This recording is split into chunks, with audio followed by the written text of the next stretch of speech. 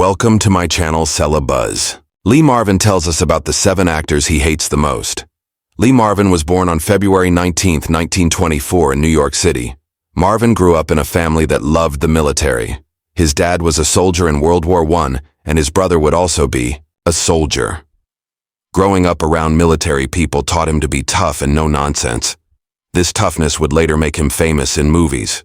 He went to schools in Florida and New Jersey, but he was a wild kid who often got in trouble. He didn't like following strict school rules. His early years showed he had a rebellious side and strong emotions that he would later use in his movie roles. Marvin's life changed big time when World War II started, and he joined the U.S. Marine Corps when he was 18 years old. He fought with the 4th Marine Group in the Pacific and saw really brutal fighting in the Battle of Saipan in 1944 where bad guys shot him badly. A machine gun hit him in his bottom and hurt his sciatic nerve. He spent over a year getting better in a Navy hospital and got a Purple Heart Medal for being brave.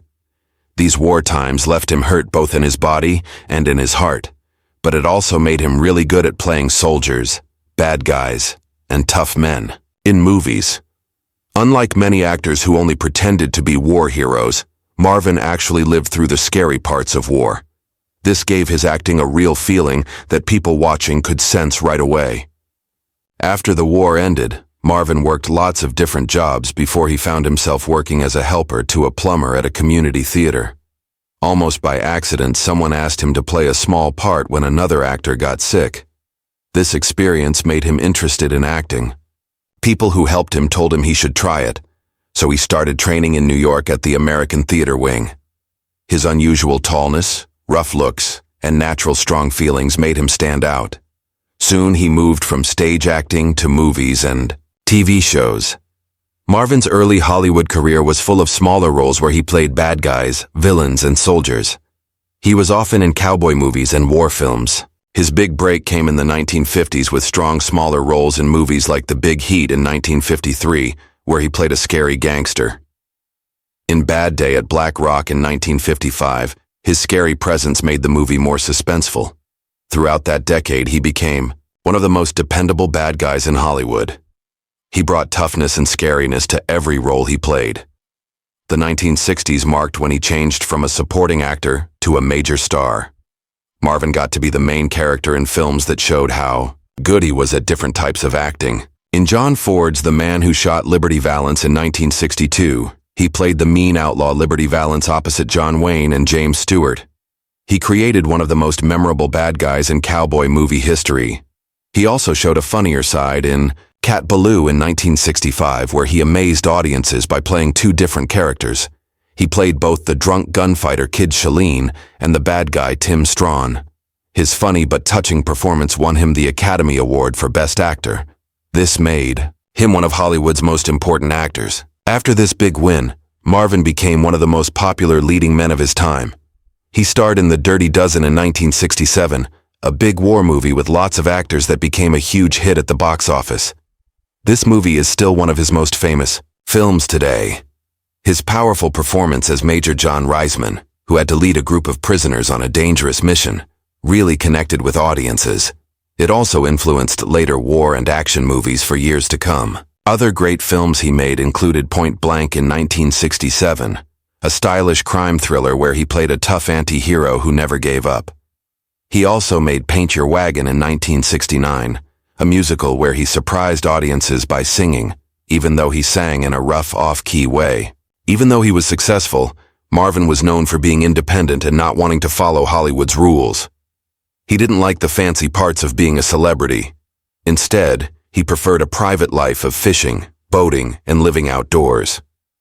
He often went to his home in Tucson, Arizona, or his beloved place in Baja California, Mexico, where he found peace away from the movie business.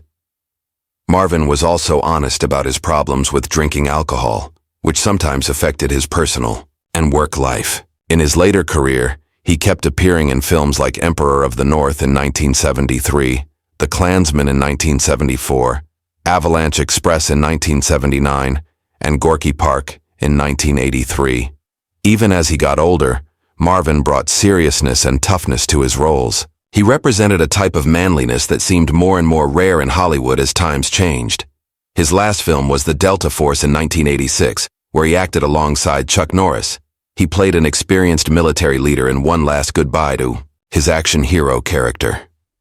Lee Marvin's personal life was as colorful and complicated as his famous career in movies. In April 1952, when his early rise in Hollywood was going well, Marvin married Betty Ebling. This marriage would last 15 years, and they would have 4 children together. Their first child was a son named Christopher Lamont Marvin, who lived from 1952 to 2013. He carried on the family name and lived a full life before passing away in 2013. Along with him, the couple had 3 daughters, Courtney Lee Marvin, Cynthia Louise Marvin, and Claudia Leslie Marvin, who lived from 1958 to 2012. Each child brought happiness and responsibility into Marvin's often crazy life. They helped balance his demanding job as an actor with his role as a father. Even though people knew Marvin as a tough screen presence, his children showed a softer, more private side of him. Friends and co-workers often said this was very different from his hard-edged movie characters. Even though they had a family foundation, the marriage between Lee and Betty was not without problems. The pressures of Hollywood life, Marvin's heavy drinking, and his unpredictable behavior put stress on their relationship that eventually became too much to handle. After they lived apart for 2 years, their marriage officially ended in divorce in January 1967.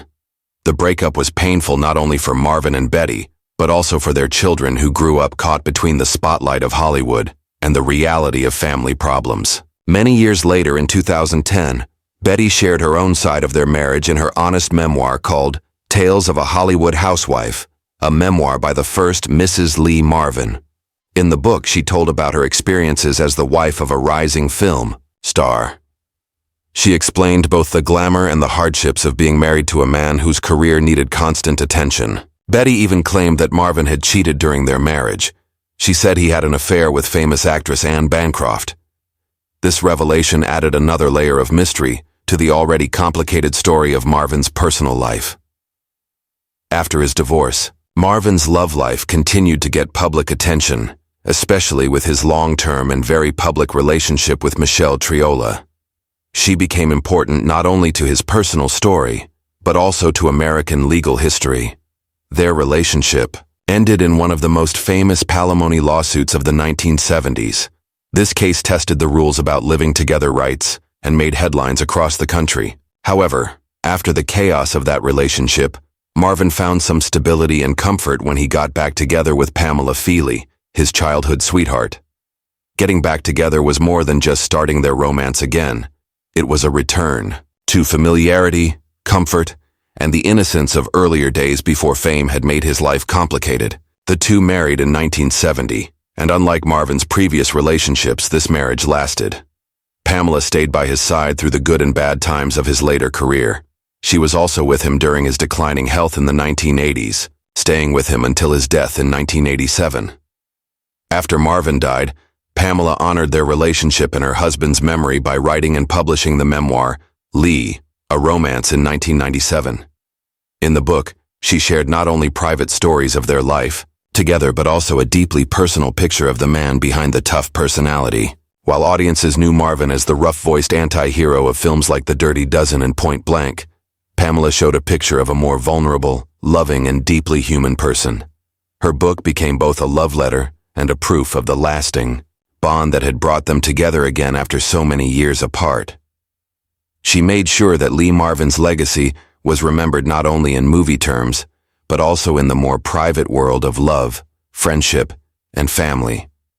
Lee Marvin, the tall, rough-voiced actor with a reputation for being tough, did not hold back when it came to his feelings about his fellow actors. Known for being brutally honest and often grumpy, Marvin once shocked Hollywood by openly admitting that there were certain actors he simply could not stand. When someone asked him to name names, Marvin did not hesitate at all. He quickly listed 7 men in the business who, for one reason or another, really bothered him. Each name had its own history of grudges, work fights, and personality conflicts. These conflicts revealed as much about Marvin himself as it did about those he hated. John Wayne. Even though many fans thought Marvin looked up to Wayne because they had both built careers on war films and cowboy movies, Marvin privately disliked him. The two fought during the making of the Comancheros and later during their Academy Award competition. Marvin, who had fought in World War II and been wounded in battle, was angry about Wayne's carefully created image as a war hero when, in fact, Wayne had never served in the military. He reportedly said Wayne played soldier better than anyone, but couldn't handle the mud, blood, or bullets. Marvin also disliked Wayne's political views, thinking he was too strictly conservative. The tension between them lasted until Marvin died. Charles Bronson. Marvin often said Charles Bronson was too cold and too full of himself. They worked in similar types of films, tough action movies. But Marvin thought Bronson had no range and relied too much on his physical presence rather than emotional depth. He also accused Bronson of being unfriendly and uncooperative on movie sets, refusing to talk with other cast members. Bronson's quiet and moody personality clashed with Marvin's outspoken and confrontational nature. Marvin once joked, "Working with Bronson is like talking to a wall, except the wall has more personality." Robert Mitchum. While both were known for their tough personalities, Marvin and Mitchum never got along. Marvin claimed Mitchum was lazy, often showing up to movie sets unprepared or hungover. He was angry about what he saw as Mitchum coasting through roles without trying hard. Mitchum, in return, made fun of Marvin's intensity and tendency to take over scenes. Their mutual dislike exploded when they met at a Hollywood party where Marvin accused Mitchum of sleepwalking through entire films.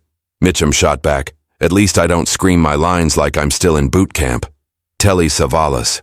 Marvin had little patience for actors who he felt cared more about their image than the craft of acting. Telly Savalas fell right into that category. Marvin disliked Savalas's constant self-promotion, his obsession with his signature bald look, and his reputation for being difficult with directors. On the set of The Dirty Dozen, Marvin reportedly called Savalas a peacock in combat boots. He accused him of trying to steal scenes from other actors. Their rivalry created such tension that crew members often had to keep them apart between takes. Yul Brynner. Another actor Marvin bristled at was Yul Brynner. Brynner's royal, almost distant attitude clashed with Marvin's rough and tumble approach. Marvin disliked Brynner's insistence on being the center of attention both on and off screen. He often criticized Brynner's control freak tendencies, especially his habit of demanding specific camera angles that made him look better. Marvin once joked, "Brynner doesn't act.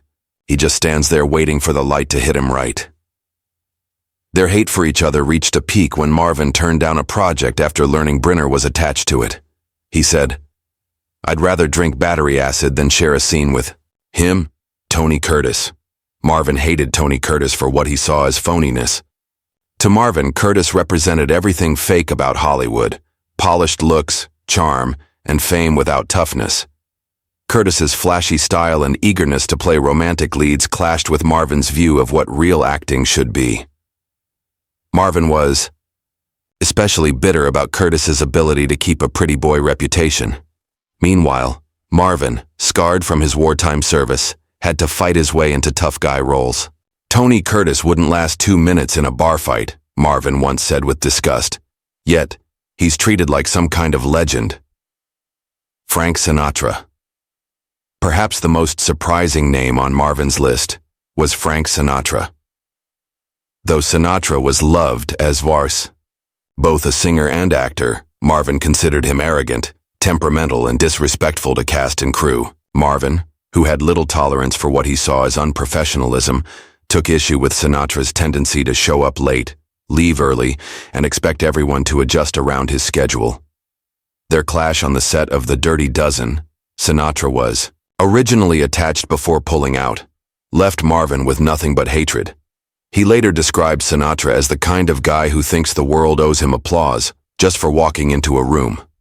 Lee Marvin's list of 7 hated actors says as much about his uncompromising personality as it does about the men he disliked. Marvin, a decorated Marine veteran who carried both physical scars and a blunt worldview, had little patience for what he saw as pretentiousness, laziness, or ego-driven behavior in Hollywood.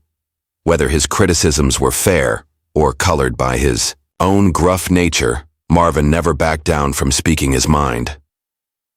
To the end of his life, He remained the rare actor who would rather burn bridges than pretend to like someone he hated. A heavy smoker and drinker, Marvin had health problems. By the end of his life, in December 1986, Marvin was put in the hospital for more than 2 weeks because of a condition related to coccidioidomycosis. He went into breathing problems, and doctors gave him steroids to help his breathing. He had major intestinal ruptures as a result and had to have a colectomy surgery. Marvin died of a heart attack on August 29, 1987, when he was 63 years old. He was buried with full military honors at Arlington National Cemetery.